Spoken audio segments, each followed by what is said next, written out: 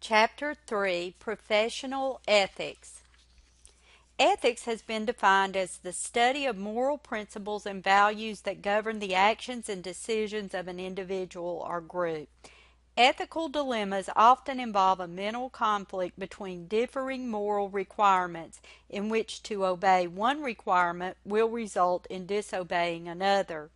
To resolve ethical dilemmas, you must first identify the problem and possible courses of action. Then identify any constraints relating to the decision and analyze the likely effects of the possible courses of action, and finally select the best course of action. All recognized professions, medicine, law, engineering, architecture, and theology, to name a few, have several common characteristics. The most important characteristics are 1. A responsibility to serve the public, 2. A complex body of knowledge, 3. Standards of admission to the profession, and 4. A need for public confidence. CPAs have all of these. CPAs are representatives of the public, including creditors, stockholders, consumers, employees, and others.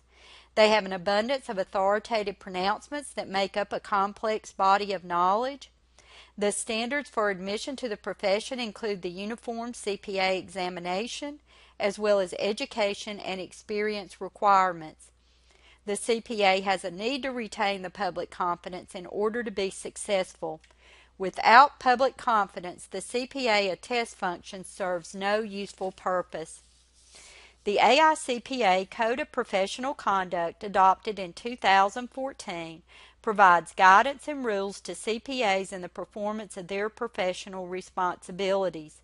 The code consists of principles which are goal-oriented, positively stated statements on the profession's responsibilities to the public, clients, and fellow practitioners.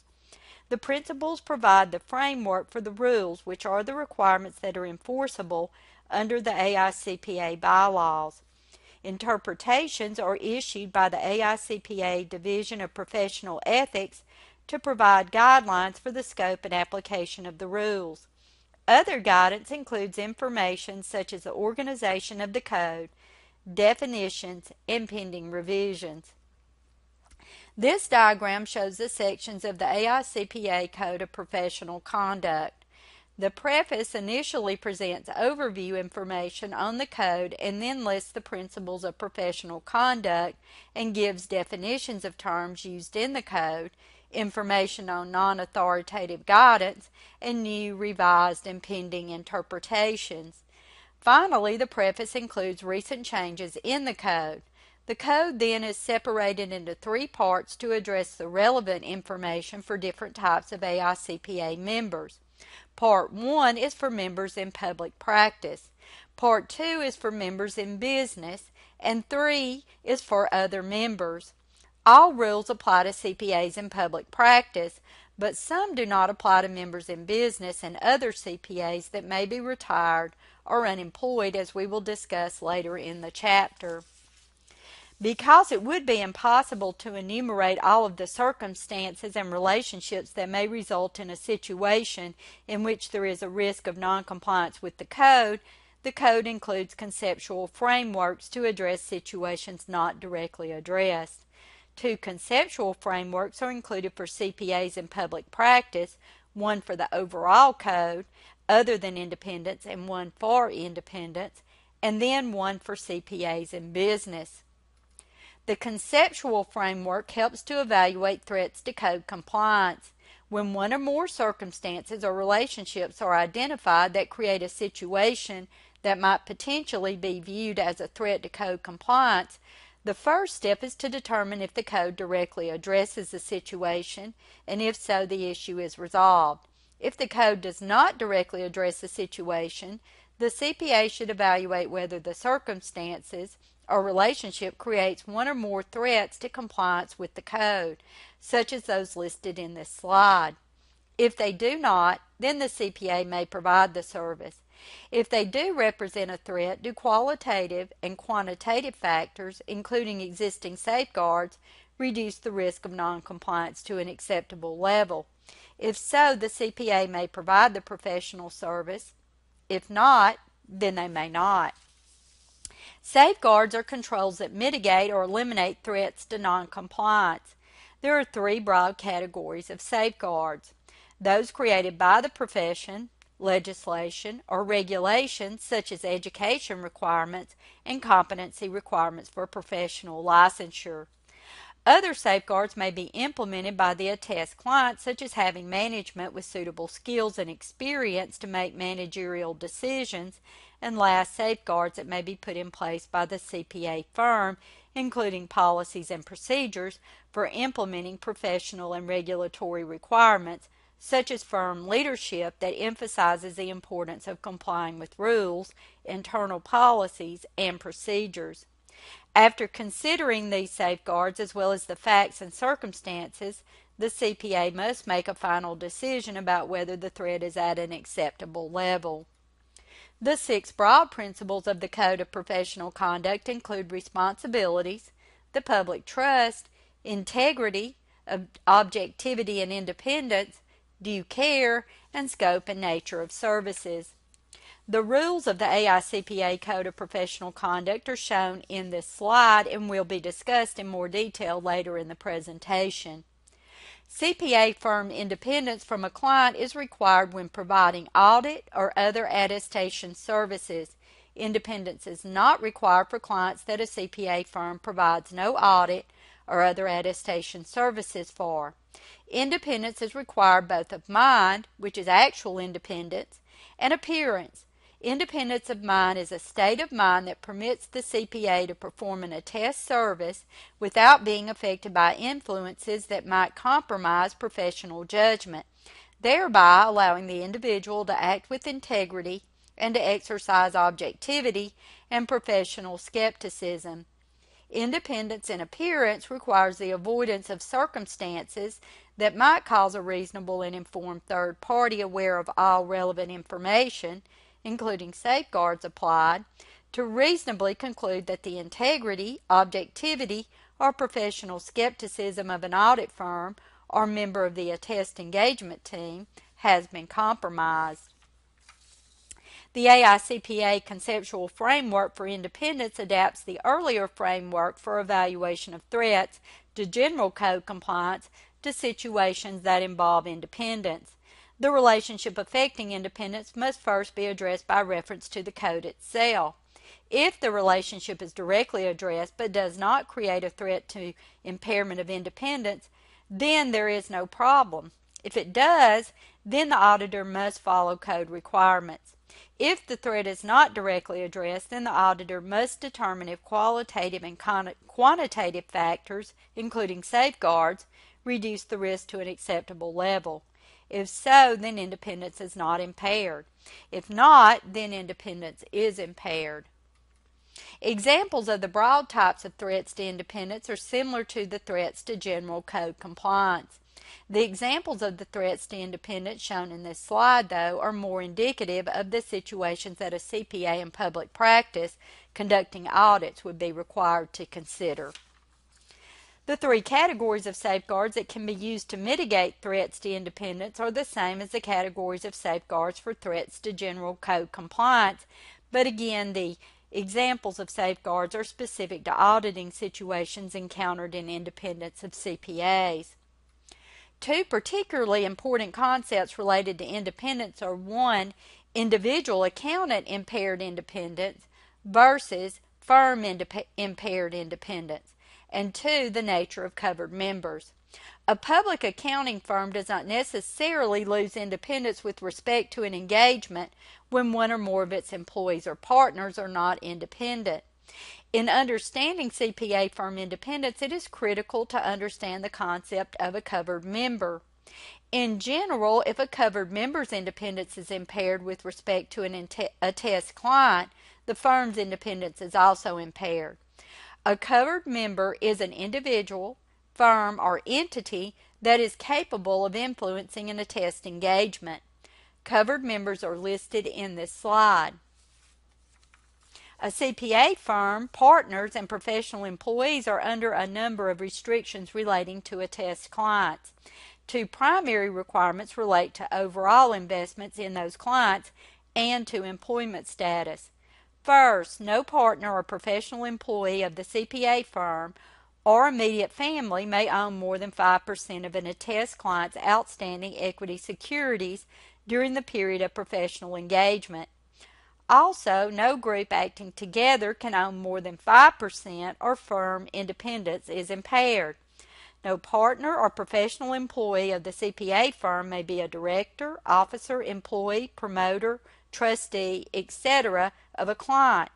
If a CPA was previously employed by the client, they must disassociate themselves from that client and not participate in audits of any periods during which they were employed by the client. There are additional independence requirements for covered members. Covered members cannot have any direct financial interest in a client regardless of the amount, and no material indirect financial interest. Indirect financial interests generally involve an intermediary of some sort. For example, assume that a CPA invests in a mutual fund, which in turn owns stock in a client of that CPA. The CPA's portion of that investment in the attest client is an indirect financial interest. Covered members also cannot accept gifts from clients or management, nor give gifts to an attest client. This slide illustrates the effect of individual CPA independence relationships on the CPA firm's independence. Covered members' independence affects firm independence in all categories, but financial interests of non-covered members do not affect firm independence as long as they are less than 5% of stock or other ownership interest, if a direct interest. The independence rule generally treats the interest of CPAs and their immediate families as indistinguishable from each other. Thus, as a general rule, a covered member's immediate family members, spouse, spousal equivalents, or dependents are subject to the same independence requirements as the covered member. There are two exceptions to the general rule. A family member may be employed with the attest client if the family member is not in a position to influence the client's financial statements. More specifically, the family member must not be employed in a key position. The second exception allows in certain instances an immediate family member of a covered member to hold a financial interest through an employer's benefit plan. This exception does not apply to immediate family members of partners or professionals on the attest engagement team or those who can influence the engagement team.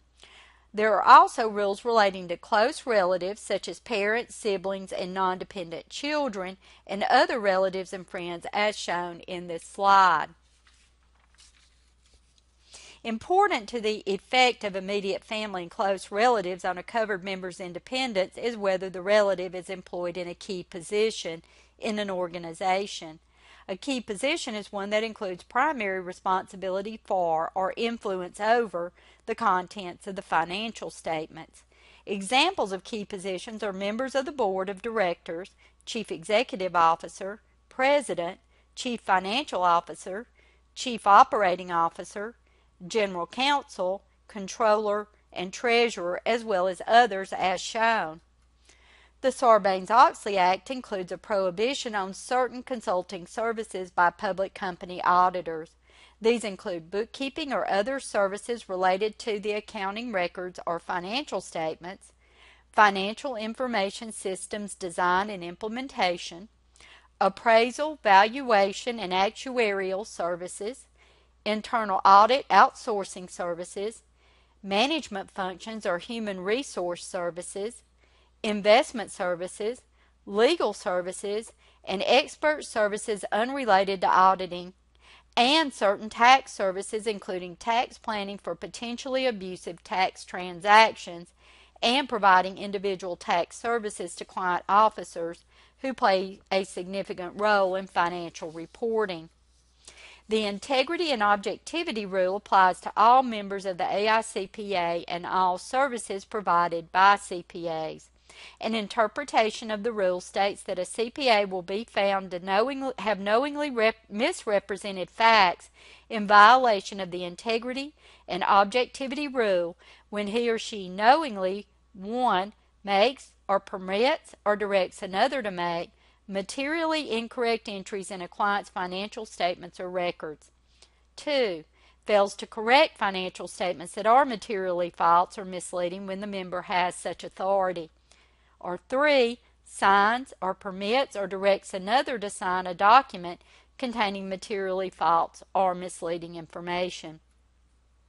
The general standard rules apply to all CPA services and states that a member will comply with standards and interpretations relating to professional competence, due professional care, planning and supervision, and sufficient relevant data. The compliance with standards rule requires CPAs to adhere to professional standards issued by various technical bodies as shown in this slide, and states that CPAs must become familiar with the applicable standards issued by these technical bodies and apply them to their engagements. The Accounting Principles Rule recognizes the authority of certain designated bodies to issue generally accepted accounting principles. Under this rule, the AICPA has designated the FASB, GASB, FASAB, and IASB as such bodies. In addition, a CPA may report on financial statements prepared following principles of other organizations if the CPA's report or the financial statements make clear the financial reporting framework and do not suggest that generally accepted accounting principles were used. The Act's discreditable rule gives the AICPA the authority to discipline those members who act in a manner damaging to the reputation of the profession. The 3 bulleted circumstances outlined in the Integrity and Objectivity rule relating to misleading entries in financial statements are considered discreditable. Other rules cover client records. CPA prepared records, CPA work products, and CPA working papers, and when they should be returned or provided to the client. CPA working papers prepared solely for the engagement, whether prepared by the client or the auditor, need not be provided to the client.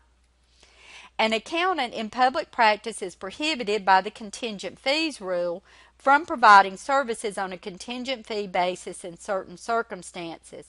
No contingent fee engagements are allowed for services performed for a client that also engages that public accounting firm to perform audits, reviews, certain compilations of financial statements, or examinations of prospective financial information. A CPA may not receive a contingent fee for the preparation of original or amended tax returns or claims for tax refunds. Preparation of a tax return includes giving advice on how particular items should be handled on the return.